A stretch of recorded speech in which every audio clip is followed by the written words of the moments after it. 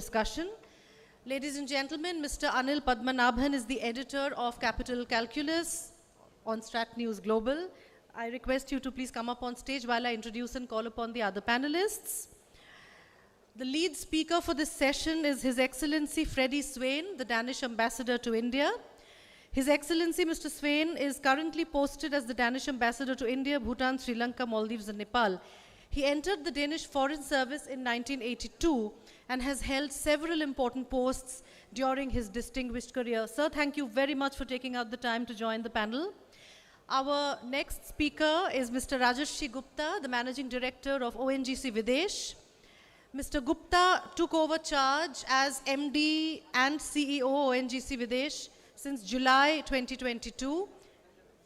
He has more than 33 years of diversified experience in various facets of upstream oil and gas businesses. Thank you very much, Mr. Gupta, for taking out the time and joining the panel. We will also be joined virtually by Mr. Denis Garman, who is currently the Chief Strategist for Lockheed Martin Energy. And he has been with the company since March 2016. Mr. Garman is responsible for strategy and marketing plans to ensure Lockheed Martin Energy's position for success in highly competitive commercial markets. So he joins us online. I will ask my colleague to just confirm if the connection is okay. He's with us online. And I request Mr. Anil Padmanabhan to take the session forward. Sir, Mr. Padmanabhan, Mr. Gupta has a flight to catch, so just keep that in mind, please. Thank you so much.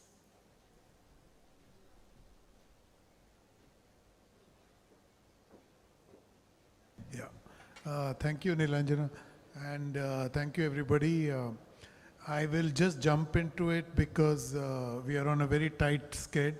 Mr. Gupta has to catch a flight and Ambassador has to leave 5 minutes later. So we'll just begin and I'll cut out my intro. So Mr. Gupta, if you could...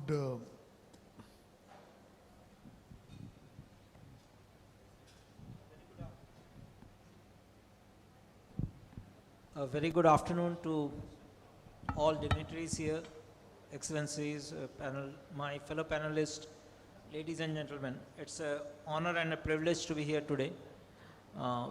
As I can see that been a more apt topic for Catalyst 2022 than green energy empowering the safe future. On this aspect, I would like to share a few of my perspectives, which I hope can work as a catalyst to encourage this discussion as we go forward. Today, as the Honorable Minister was also referring to, it's a given that transition is happening. We have to, and we are moving towards green energy. However, this green energy transition is today not only for the climate or for our progeny. It is also required for our security, the energy security of the country, overall security of the nations. The world order is changing, and to reduce our import dependence, the next biggest bet that we can have as a nation is to become the front runners for green energy. That's my first point. Second, the whole narrative of green energy being measured by the tailpipe emissions, I would believe that a more wholesome discussion can take place on the life cycle cost of any the tailpipe emissions. I would believe that a more wholesome discussion can take place on the life cycle cost of any energy source which we harness to generate energy. So that would make it probably a bit more different. And for so-called polluting energy sources like the fossil fuels, I believe the solutions will come from the industry itself. One big such scheme is CCUS, as we call it, carbon capture, utilization, storage and sequestration. If we can capture the carbon that the fossil fuels are emitting and put it back into Mother Earth, then the net zero thing can be achieved. Third point that is very important is transitions do not happen overnight. This will be a series of transitions. The first big transition that happened from biomass to coal took 70 years. From coal to oil, another 70 years. And kindly do remember, none of these are not happening as of now. So coal still remains, biomass still remains, fossil fuel, oil and gas have just reached about 35–40%. So when the transition happens, it's not that one energy source takes over the whole 100%. One statistics, when coal displaced biomass, it had to displace about 500 million barrels of oil equivalent, to use that metrics. Today, if coal was to substitute biomass, it would have been 4.5 billion tons, not to work below these temperatures. Can we have carpooling? Can we have mandatory such requirements where we only do not have some more discipline or some more responsibilities as citizens of nations to also contribute towards the climate change? Why only the supply side? One last point from my side, by 2030, all the emissions that will come from India, 60% of that are from machines and buildings which do not exist today. So there is a huge potential here for policy making and to make it more viable for green energy to substitute these new buildings and new equipments which are coming up. And I do believe that any global energy transition, the road has to go through India, because that's the energy leader and the energy demand is coming from.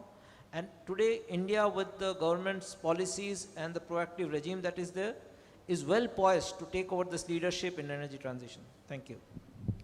Thank you, Mr. Gupta, and also for staying within the time constraint. Ambassador, if you could go next. Thank you very much indeed. I'm extremely pleased and thrilled to be invited for this fantastic discussion. I will start in a different way. When I was a young boy, suddenly all the oil supply stopped to my country. That was in the beginning of the 1970s. At that time, we were 100% dependent on fossil fuel. What did we do? We stepped out of our comfort zone. We had visionary politicians, we had researchers, we had the private sector. And they, in fact, reinvented the wind industry, the wind turbines. And today, Denmark is a global leader when it comes to wind, whether it's onshore or offshore. More than 50% of our electricity comes from wind. And the consumption of electricity from wind has increased drastically. The same with other renewables. So the point here is we can have visionary politicians, and you certainly have a visionary green prime minister here in India, no doubt about that. But what is important is that you and I, you and everybody living on this planet, we have to take individual responsibility. It's so easy to ask your politicians and your leaders and whoever to make new regulations and do X, Y things, but they will never make any substantial change if we are not taking individual responsibility. Therefore, I'm extremely happy that your Honorable Prime Minister has launched the idea of life, individual responsibility, and how to develop a quality of life. You can do it, we can do it, we should do it. Let me also add, I am a strong believer in India's proven capabilities and capacities. India is an accelerator. There's no other country who has produced recently as many unicorns as India. When I'm looking into the innovative skills of India, I am so surprised. You are an accelerator, and whatever kind of technology we bring to you from the West is always extremely expensive, not affordable, it's very sophisticated. Will it work in an Indian context? Not necessarily. So therefore we need to have an Indian partner to develop resilient, affordable technologies. Give you one example. Honorable Minister alluded to the let's say the gift from Punjab and Haryana and other places, namely in the fall of this year and all the other years we will be choked with air pollution. I recently inaugurated a power plant, bio-based power plant in Haryana. It can generate electricity, 16 megawatt a day. It operates 24/7. It has created more than 1,000 jobs. The straw from the farmers is being paid for, so they will get 5,000 rupees per acre of land. It's a fantastic idea. Why? Because it's in the rural side, and it will keep people there. They're not moving into Delhi or other places in the quest for a job. So what is important is to believe in India, to use the innovative skills of India and take your technologies. Denmark and India, we have developed a green strategic partnership. It is dependent, based on 5 S's: scale of India, skills of Denmark, which means technology and all that, speed, because we need to operate and achieve goals as soon as possible, the SDGs and so forth. Scope, whatever we do, should not only be for Denmark, India, it should be for the planet. 5th, sustainability. And then we have added 3 Gs. We have to be good, not only to ourselves, but to our future generations. We have to be great, because we have to develop innovative solutions. And the 3rd G is green. So whatever we are doing, whatever India is going to do, has to be green and sustainable. So I think I will keep my comments here and just say, we believe in India. India is in the accelerator, and there's no way around India in the green transition, and you will do it before 2047. Dhanyavad. Shukriya, Ambassador. So, Mr. Garman, if you can you hear us?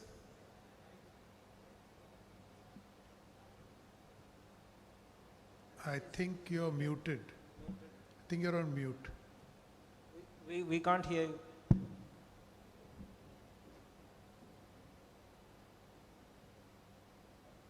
Can you hear me okay? Yeah, now we can. Thank you. Thank you. We work with countries around the world, and especially in India, where we've been for over 30 years. And if you think about Lockheed in terms of national defense and security, we think of security a little more broadly than that. And that is to include energy security. And I think, you look at the events of today, you see how intrinsically linked they really do become. I mean, because you think about a normal day, when the weather's comfortable and the load is predictable, the electric grid is truly a marvel. But as with the increase of natural and man-made challenges, the resiliency of any grid is truly a marvel. But as with the increase of natural and man-made challenges, the resiliency of any grid is certainly put to the test. We see that in the US with Hurricane Fiona knocking out the entire electric grid in Puerto Rico. We see it obviously, things unfolding in Europe, and how energy is being attacked in order to undermine national security. Not just within Ukraine with the nuclear plants attacks, but also threatening the supply chain of natural gas into Europe in order to undermine their support. And so that's why we see those kind of coming together as energy security as well as national security. But I think globally, we all look at India as a leader in this green energy, this clean energy transition. The investments made in renewable technology is providing valuable lessons in leadership and convictions around doing the right things for the country as well as the world. What's really been exciting is early investments in renewable technologies have placed India in an advantageous cost position. Not only is the technology good for climate, but it also now makes more financial sense than other technologies. And so this puts India in a unique position versus many countries, is combining this to reduce air pollution could act as a trigger for early coal retirements. And this would further entrench India's leadership in that clean energy transition. Obviously, more will be needed to support the net zero commitments. And you look at the grid network being able to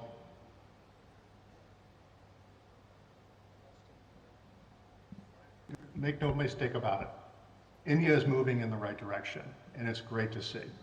And really is an example we've used as we've talked with other companies.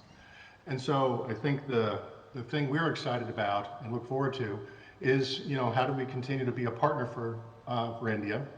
We've worked with companies with India already within the defense side as well as in energy with Camlin Fine Sciences. And we look forward to continue engaging and working with India in support of this ambitious objective. Thank you.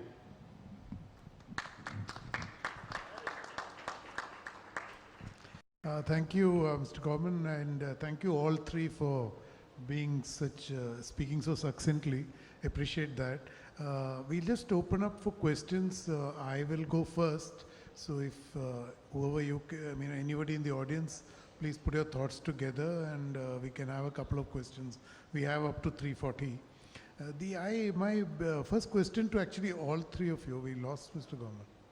Okay. So my first question to both of you is, one thing is, he talked about the global technology, you also mentioned it.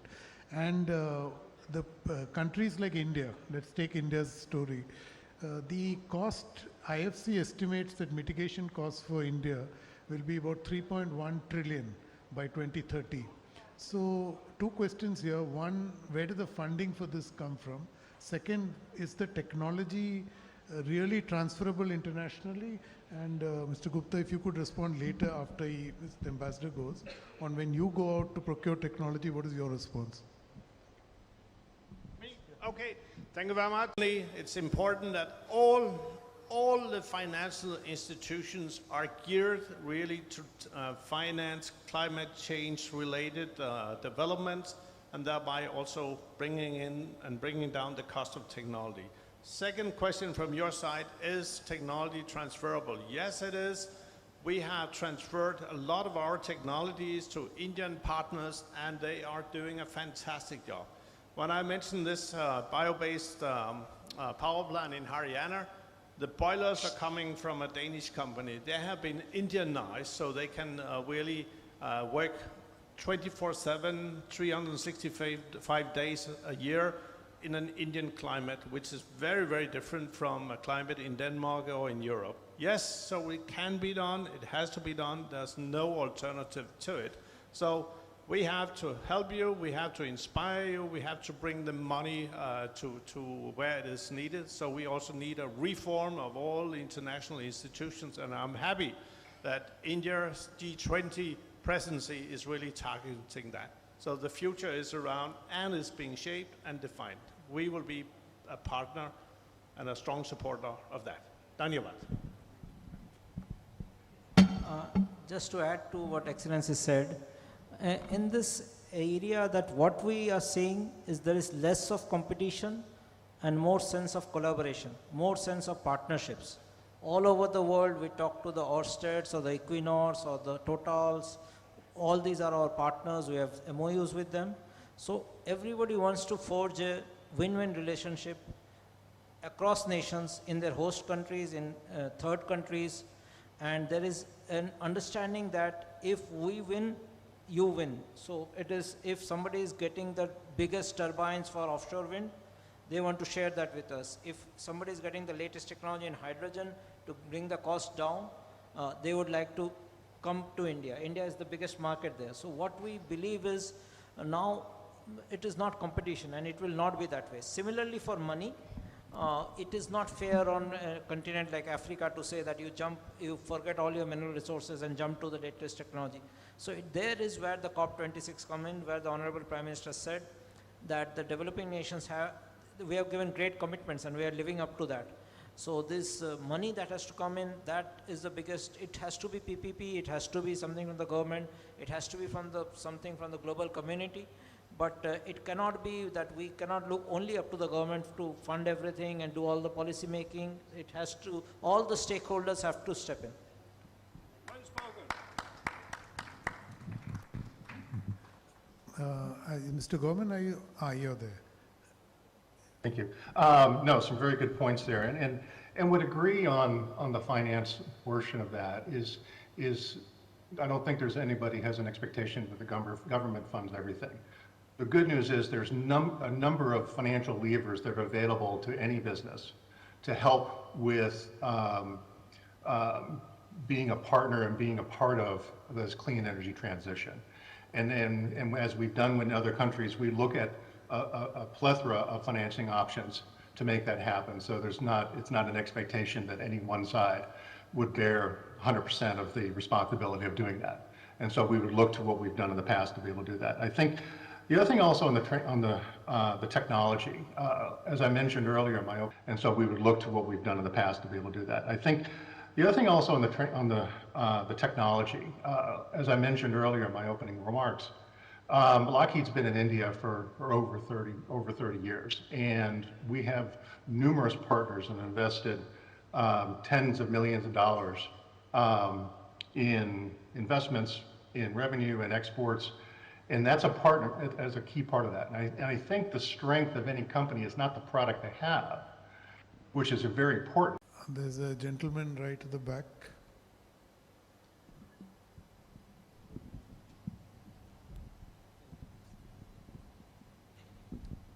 Thank you. It's a pleasure to be able to even ask a question. My question is to the Danish ambassador. Sir, how do you see the Green Strategic Partnership that our Prime Minister was fortunate enough to sign last year, working into India's climate goals as well as our goals for 2070? Thank you very much. The Green Strategic Partnership is built on a concept where we are not teaching and preaching India what to do. This is a platform where we have catered in the missions of your Honorable Prime Minister and the government of India, whether it's Jal Jeevan or green hydrogen and whatever and whatnot, with whatever kind of skills we have, meaning technologies. And we have secured that our companies will transfer that technology. They will invest here, they will do skilling, and they will create jobs. We are strong believers that India has to develop sustainably. Your Prime Minister has said it, has undertaken the most strongest commitments in Glasgow. And I'm pretty sure in COP27 coming up in Egypt, you will see even more strong commitments from India. But that will have to do with our lifestyle. That's why this great idea of life, you and I and all of us. Dhanyavad. Thank you. This gentleman right in the front.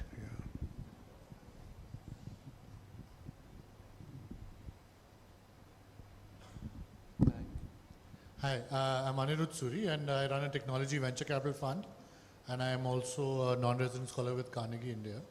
So my question is to actually both the panelists, and in fact all the panelists.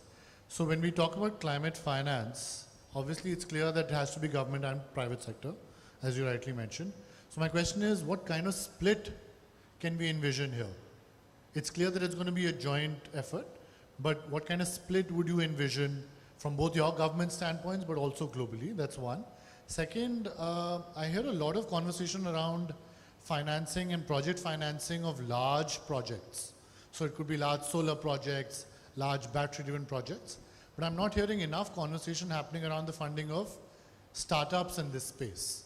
So I would love to hear your perspectives, whether you are in the process of engaging with startups that are engaged in interesting climate technology startups, or is this largely going to be a big boys game?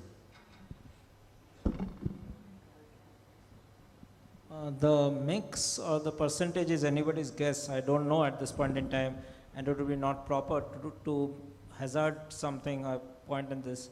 But yes, I believe the governments have made a start. They are earmarking funds. The private sector is stepping in. The banks, the biggest factor here, banks are still playing safe, if I may use the word.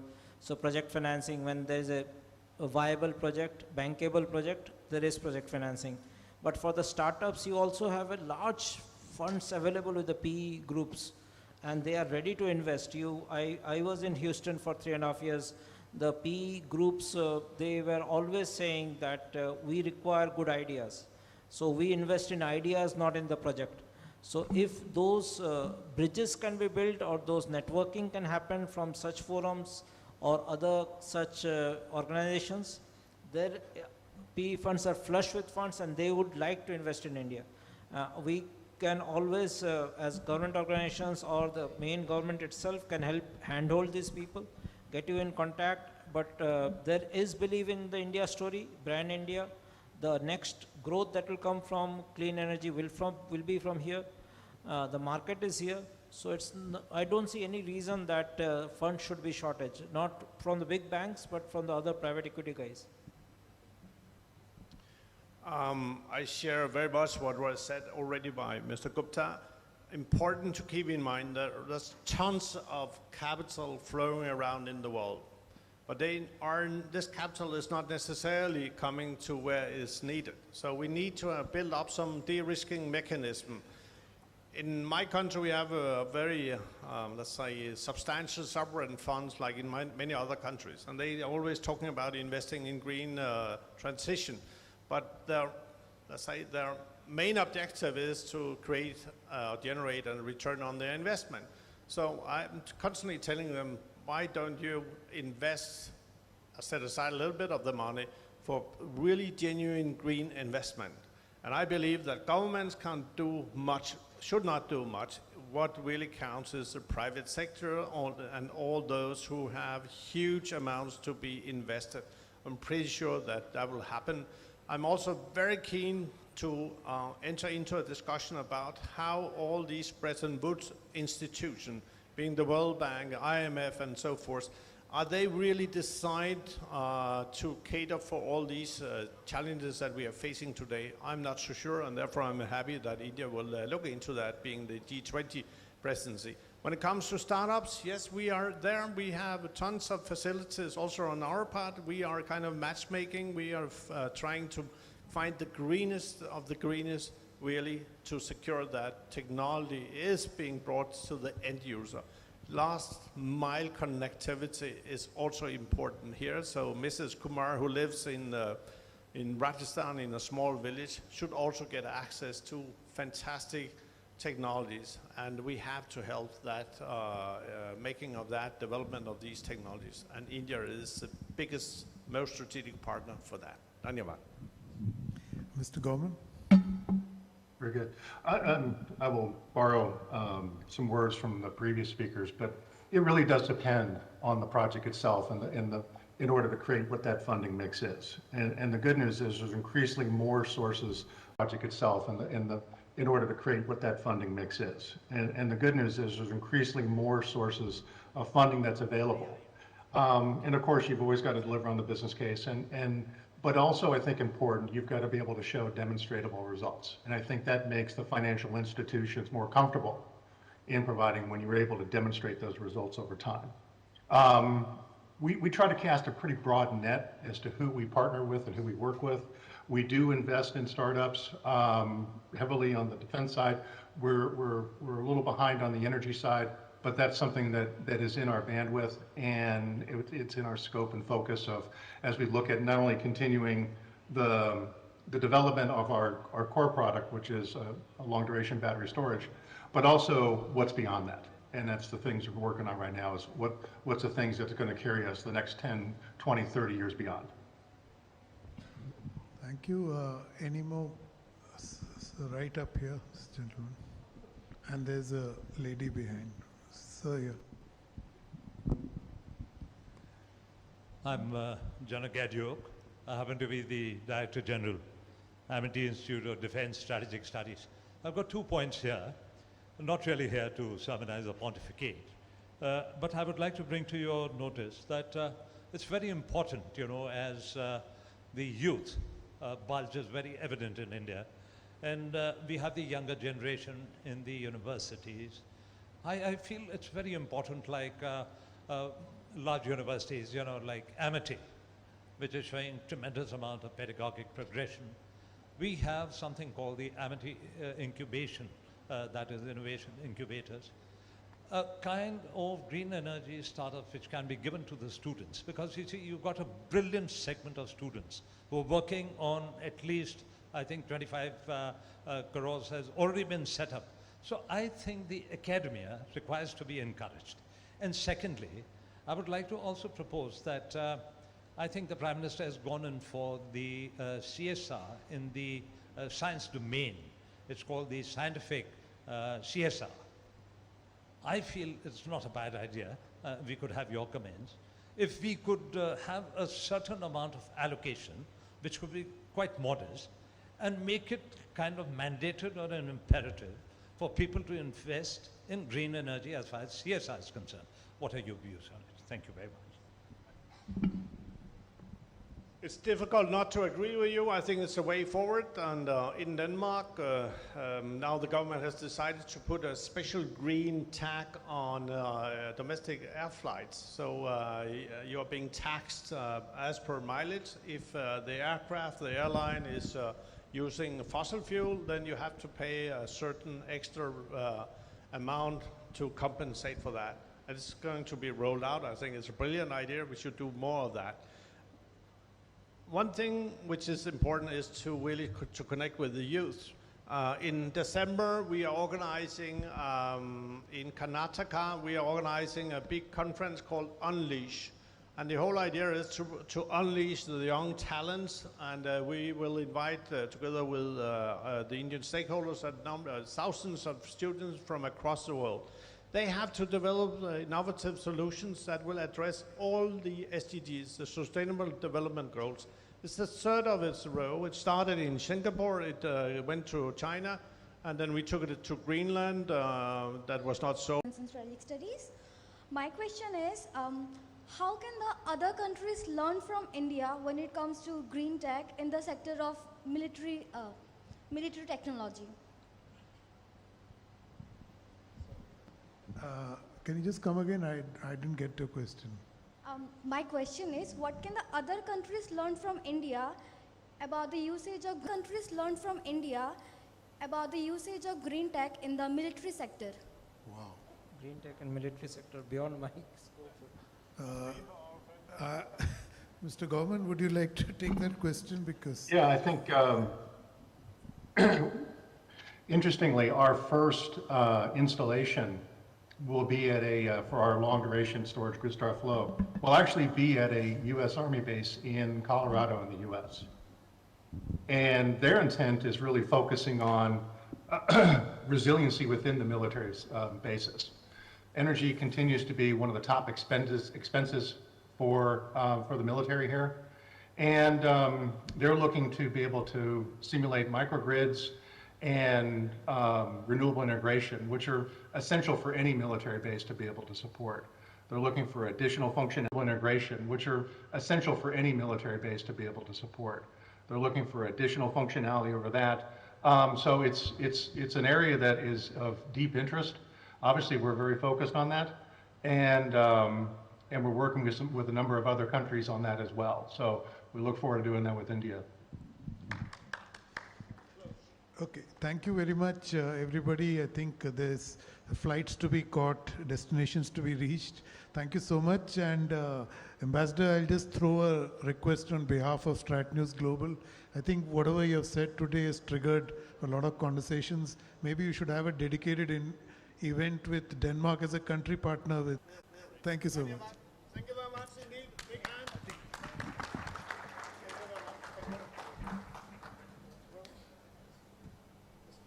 Thank you very much. That was a wonderful session.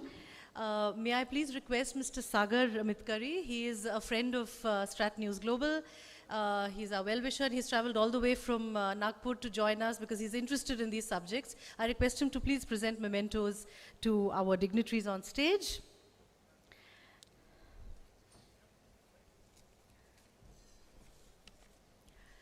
A memento to His Excellency Freddy Svane, Danish Ambassador to India.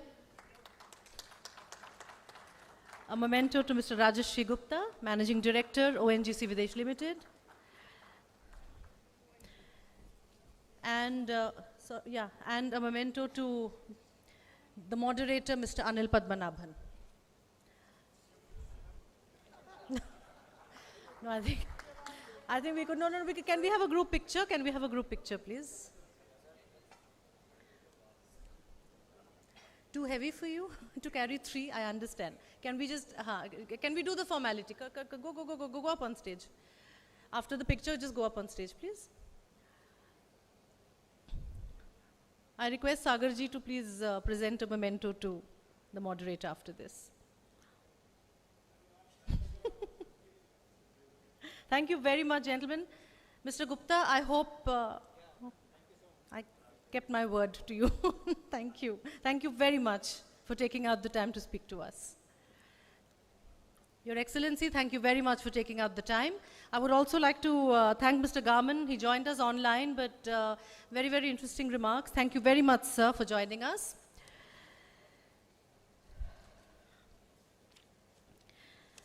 Without wasting any more time, can we please move on to